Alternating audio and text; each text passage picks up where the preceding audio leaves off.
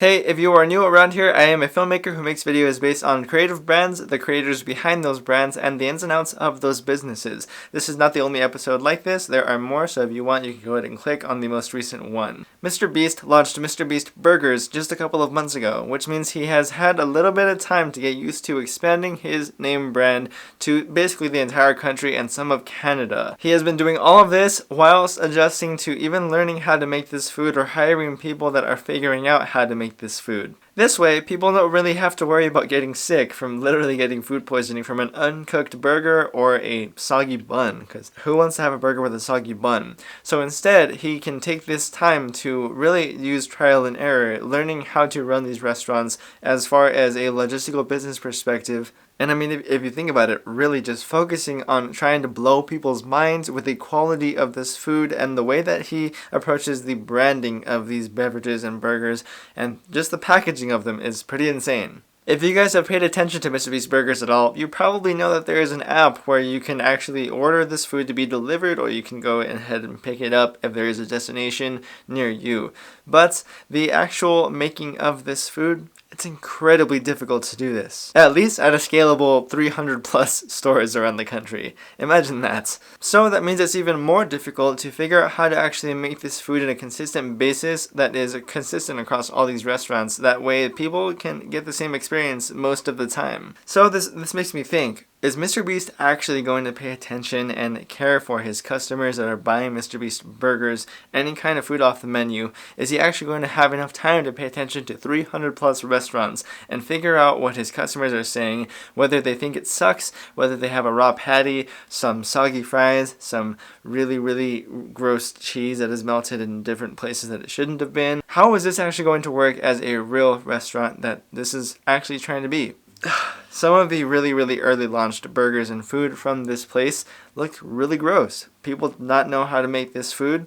I mean, it's just a burger, so how hard can it really be? But then again, you have hundreds of customers ordering every single day. You don't really have time to spend making all of this food exactly on point. But you kind of have to. I mean, it's food. You don't want to just poison people. Well, MrBeast himself has actually recently stated in a tweet, let me tell you real quick, he actually recently talked in a thread on Twitter, tweeting at some business people, that he actually doesn't want to take MrBeast, the YouTube channel, public. Public meaning that anyone can invest in it if they think it is credible and good enough. But he's not going to do that. He would rather IPO or take MrBeast Burgers public in the next few years after it has gained some trajectory. So, you watching this video or myself, we can actually invest our own money into making more money off of this credible business that everyone enjoys, and it just continues growing in value over the next few years. So this basically allows you and I to have a major influence on MrBeast Burgers as a brand and restaurant. If we like a burger that we've tried, or the fries, or anything of a product sort that we have ordered from this restaurant, then we can invest in it, and that increases the value of MrBeast Burgers and the credibility of it. That way more people are able to figure out what it is over time of, hey, there's an app and it has MrBeast branding. Does he have his own restaurant? Let me try something of his. But this also means if nobody likes his food, nobody invests in it.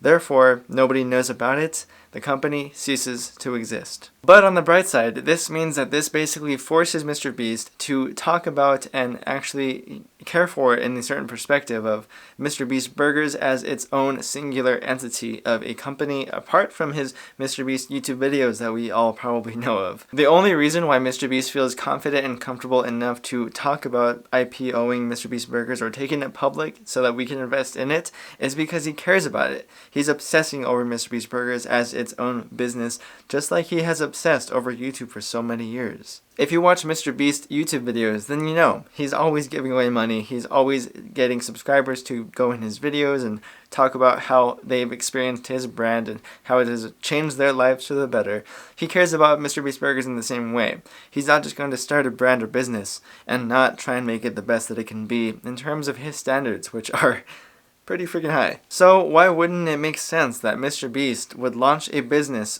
under his MrBeast name, ultimately growing his brand and company awareness as big as possible? Because, I mean, if you have seen his Twitter bio or anything of his philosophy, he wants to make as much money as he can off of good ideas and helping people that, well, he basically wants to die and just give away all his money to us.